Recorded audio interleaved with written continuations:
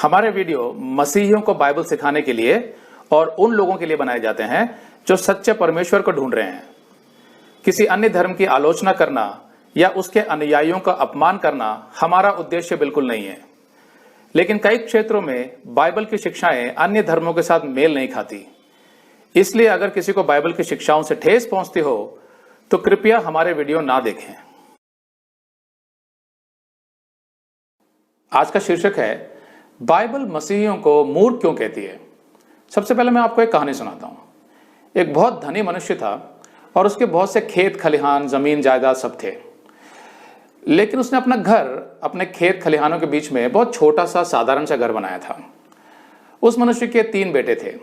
तो जब उसकी मृत्यु का समय निकट आया तो उसने अपने तीनों बेटों को बुलाया और कहा, मैं अपनी जमीन जायदाद का बंटवारा करना चाहता हूं, जिसको जो चाहिए मुझसे मांग ले। तो एक बेटे ने कहा, पिताजी आप मुझे पूर्व दिशा वाली जमीनें दे दीजिए, क्योंकि वहां बहुत से फलदायी वृक्ष हैं। तो पिताजी ने कहा, ठीक है ले लो। दूसरे बेटे ने कहा, पिताजी आप मुझे पश्चिम दिशा वाली जमीनें दे दीजिए, क्योंकि वहां पर जो खेत हैं वो बहुत उपजाऊ हैं, क्योंकि वो नदी के पास है। तो पिता ने कहा, ठीक है ले लो। तो अब तीसरा बेटा रह गया। तो पिताजी ने उससे कहा, बेटा अब तो मेरे पास सिर्फ ये साधारण सा छोटा सा घर ही बचा है, क्या तुम्हें ये चलेगा?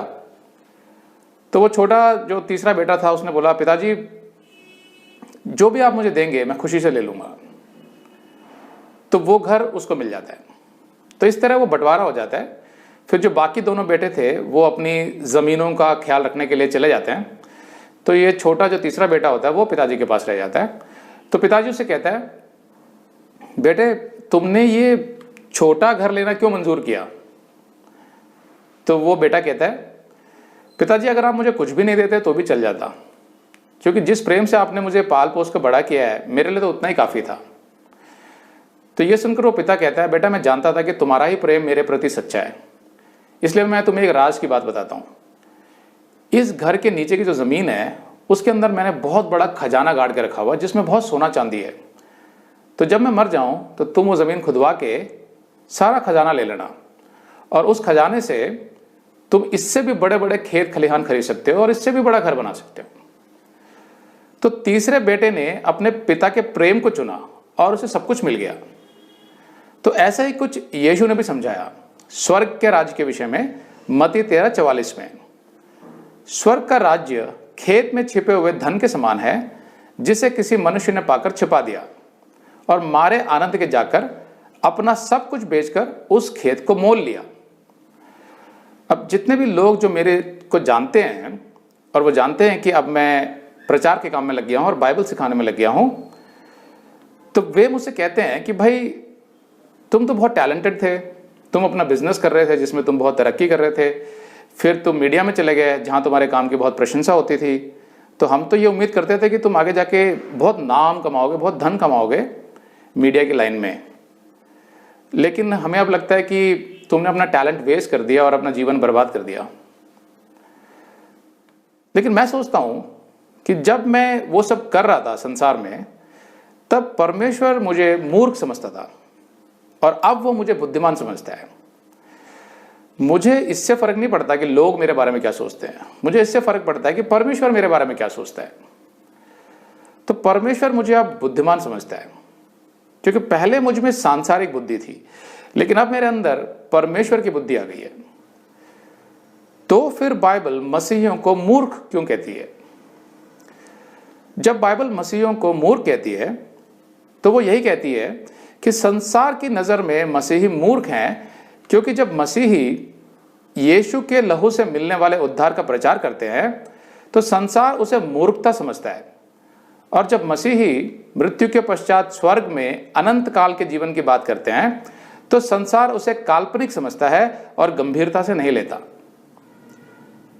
मेरे जानकार एक पास्टर हैं, वे पहले हिंदू थे।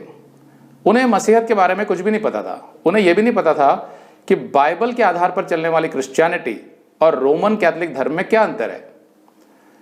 तो जब भी वे किसी रोमन कैथोलिक चर्च के बाहर क्रॉस पर खून से सने हुए यीशु की मूर्ति देखते थे तो वे यही सोचते थे कि अगर यीशु मसीह परमेश्वर होता तो फिर लोग उन्हें मारकर यूं क्रॉस पर क्यों लटका देते। इसी कारण वे मसीहत को गलत धर्म समझते थे लेकिन एक समय के बाद उनके जीवन में कुछ ऐसी परिस्थितियां आई जब उन्हें सच्चे परमेश्वर को ढूंढना पड़ा, और तब उन्हें यीशु मसीह मिल गया और वे मसीह बन गए। तब उन्हें मसीहत और रोमन कैथोलिक धर्म के बीच में अंतर भी समझ आ गया। उन्हें समझ आ गया कि जो मसीही बाइबल के आधार पर चलते हैं वे यीशु मसीह की मूर्ति नहीं बनाते। लेकिन जब तक वे यीशु की सच्चाई नहीं जानते थे तब तक वे जो यीशु के बारे में सोचते थे ऐसा ही बहुत से लोग सोचते हैं इस संसार में। इसीलिए बाइबल सिखाती है पहले कुरिन्थियों के 1:18 से 29 में, क्योंकि क्रूस की खता नाश होने वालों के लिए मूर्खता है, परंतु हम उद्धार पाने वालों के लिए परमेश्वर की सामर्थ्य है। एक बार मुझसे किसी ने पूछा कि परमेश्वर हमारे पापों की सजा क्यों भुगतेगा? तो मैंने उससे कहा क्योंकि वो हमसे प्रेम करता है और हमें नरक जाने से बचाना चाहता है, क्योंकि पाप की सजा है नरक।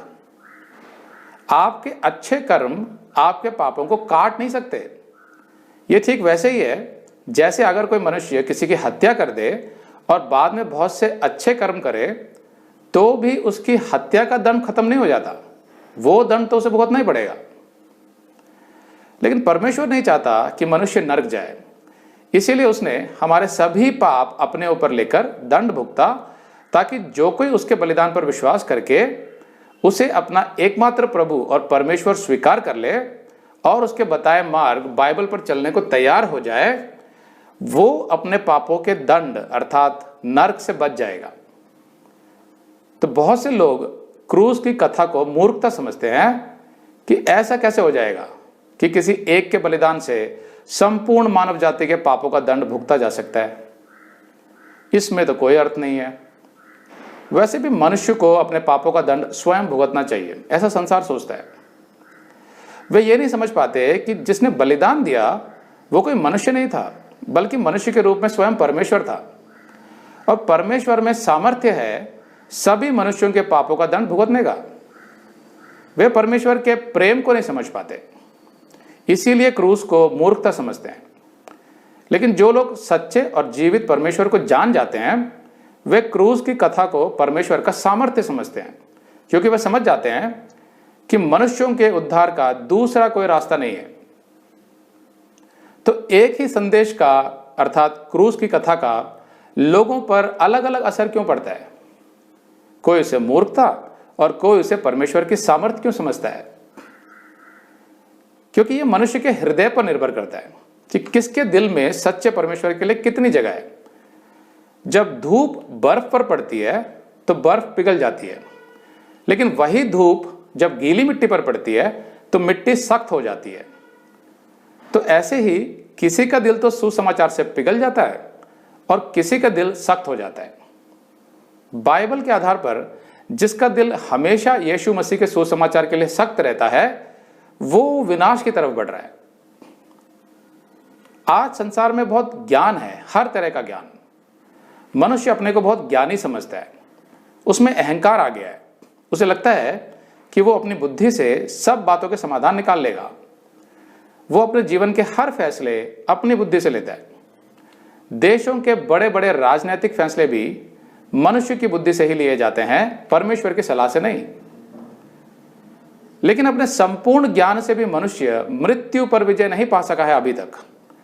मृत्यु तो दूर की बात है, मनुष्य तो कई बीमारियों के इलाज भी नहीं ढूंढ पाया है आज तक, जैसे कैंसर, एड्स इत्यादि।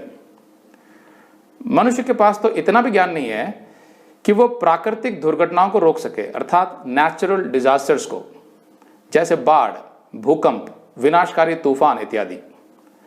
मनुष्य सोचता है कि अगर वो चांद पर पहुंच गया है तो उसका विज्ञान बहुत आगे है, लेकिन वो भूल जाता है कि परमेश्वर ने तो सारी सृष्टि बनाई थी, अर्थात पूरा यूनिवर्स बनाया है।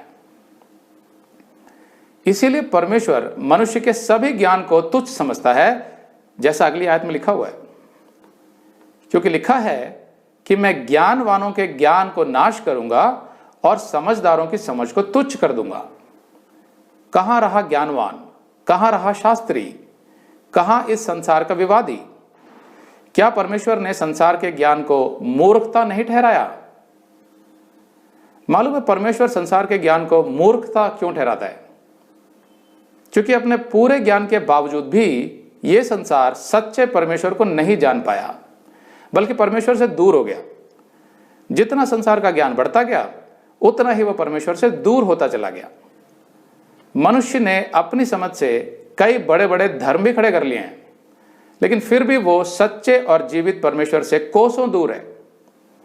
आज परमेश्वर की जगह विज्ञान ने ले ली है। कभी कभी जब मैं अपने संदेशों में बताता हूं कि बाइबल के आधार पर पृथ्वी पर जीवन लगभग 6000 साल से ज्यादा पुराना नहीं है, तो अन्य धर्म के बहुत से लोग सोचते हैं कि मसीह ही मूर्ख हैं और बाइबल गलत है, क्योंकि उनका कहना है कि विज्ञान के आधार पर तो पृथ्वी पर जीवन करोड़ों साल पुराना है। अरे भाई, विज्ञान तो मसीही भी पढ़ते हैं, लेकिन सच तो यह है कि विज्ञान आज तक यह साबित नहीं कर पाया है कि पृथ्वी करोड़ों साल पुरानी है, जैसा वे किताबों में लिख देते हैं।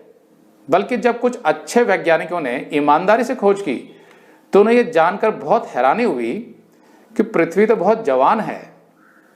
अगर पृथ्वी पर जीवन करोड़ों साल पुराना होता, तो पृथ्वी के सारे प्राकृतिक संसाधन अर्थात नेचुरल रिसोर्सेस अब तक खत्म हो चुके होते, जैसे पेट्रोलियम, गैस, कोयला तथा अन्य खनिज पदार्थ, मिनरल्स इत्यादि, क्योंकि ये सब सीमित मात्रा में है पृथ्वी पर।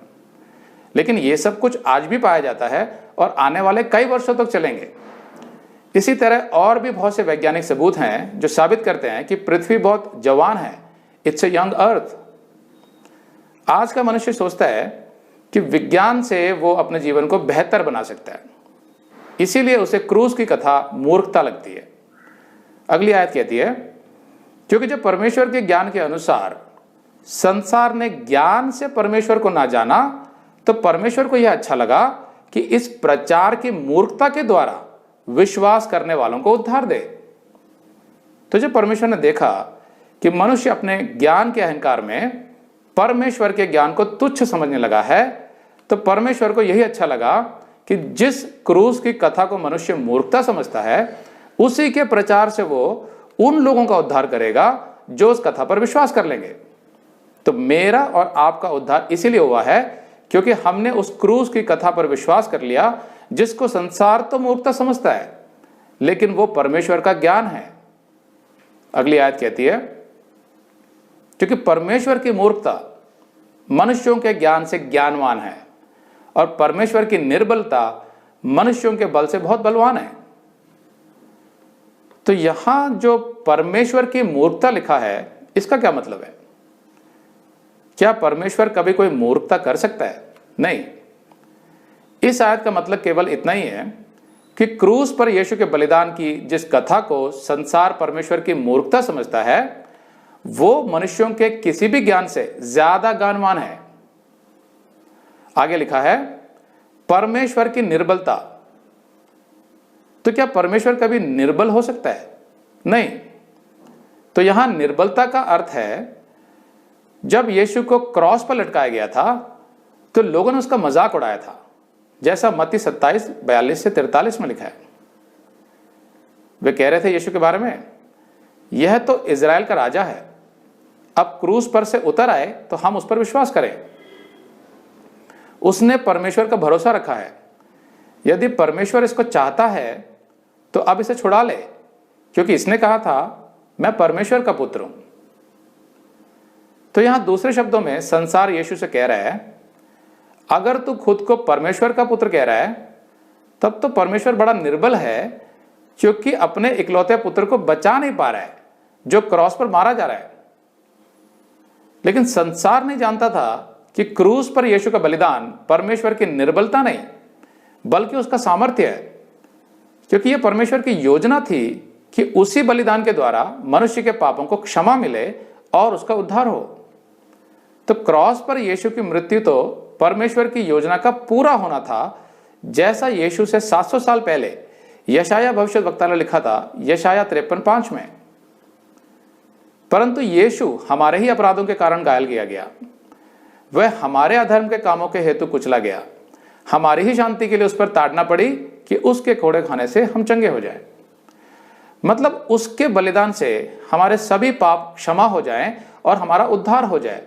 यही थी परमेश्वर की योजना। इसका सबूत हमें तब मिला जब यीशु अपनी मृत्यु के तीसरे दिन अपनी कब्र से शरीर समेत जीवित हो उठा, जैसा उसने अपने बारे में भविष्यवाणी की थी मत्ती 16:21 में।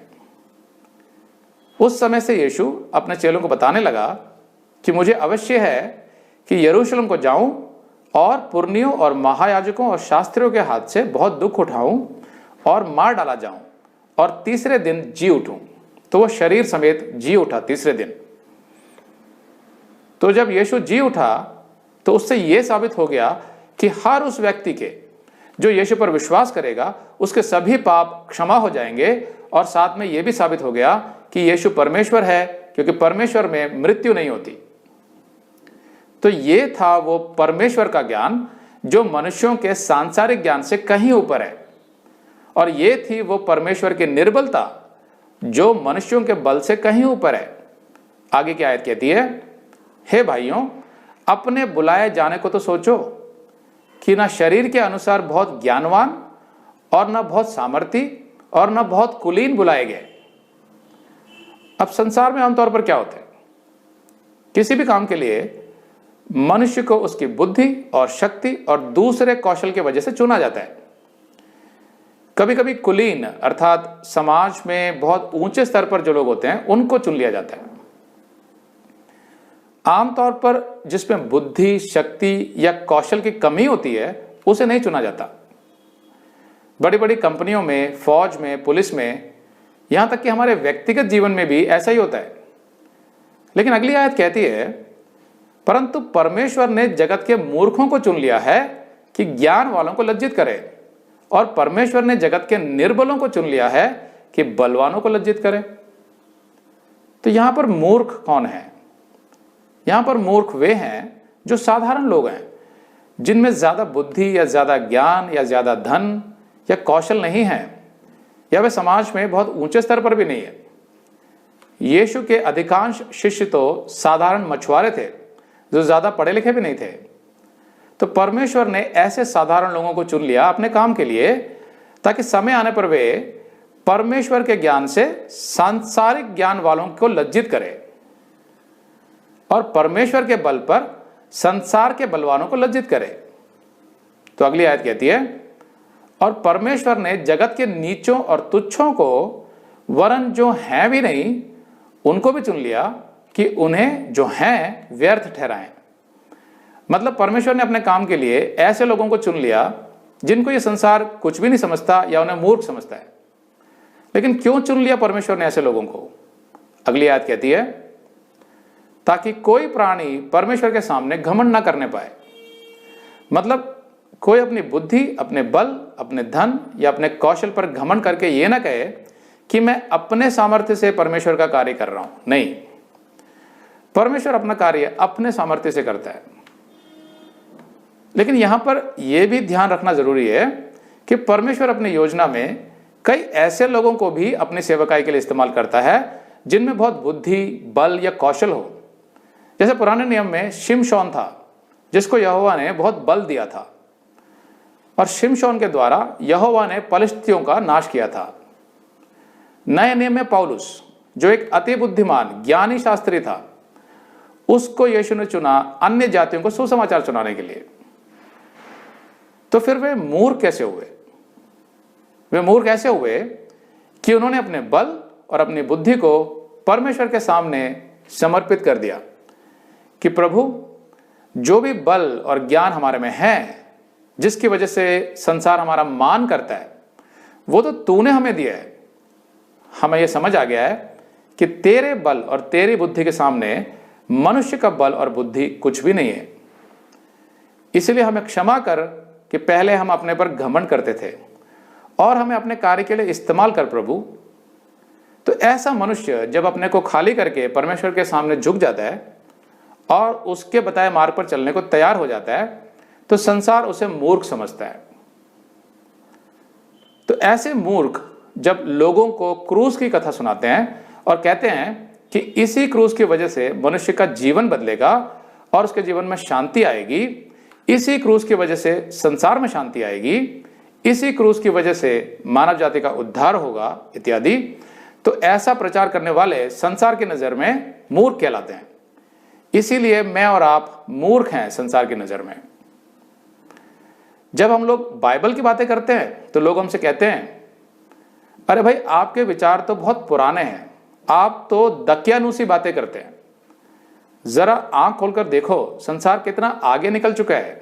थोड़ा बुद्धिमान बनो, सांसारिक बातों में मन लगाओ, धन और नाम कमाने की सोचो, देश को आगे बढ़ाओ। आप परमेश्वर और अनंत काल के जीवन की बातों को लेकर अपना और बाकियों का समय क्यों बर्बाद करते रहते हैं, ऐसा लोग हमसे पूछते हैं। लेकिन यीशु ने कहा मत्ती 24:37-39 में, जैसे नूह के दिन थे वैसा ही मनुष्य के पुत्र का आना भी होगा। क्योंकि जैसे जल प्रलय से पहले के दिनों में जिस दिन तक नूह जहाज पर ना चढ़ा उस दिन तक लोग खाते पीते थे और उनमें ब्याह शादी होती थी, और जब तक जल प्रलय आकर उन सबको बहाना ले गया तब तक उनको कुछ भी मालूम ना पड़ा, वैसे ही मनुष्य के पुत्र का आना भी होगा। पौलुस कहता है दूसरे कुरिन्थियों के 2:15 में, क्योंकि हम परमेश्वर के लिए उद्धार पाने वालों और नाश होने वालों दोनों के लिए मसीह के सुगंध हैं। मतलब ये कि हमारे अंदर मसीह रहता है और हम मसीह के लिए बलिदान हुए जा रहे हैं, जैसा रोमियो 12:1 में लिखा है। इसीलिए हमारे अंदर से परमेश्वर को वैसे ही सुगंध आती है जैसे पुराने नियम में होम बलि में आती थी। अब हम तो मसीह के सुगंध ही हैं, उद्धार पाने वालों के लिए भी और नाश होने वालों के लिए भी। लेकिन कितनों के लिए तो मरने के निमित्त मृत्यु की गंध और कितनों के लिए जीवन के निमित्त जीवन की सुगंध। और इन बातों के योग्य कौन है?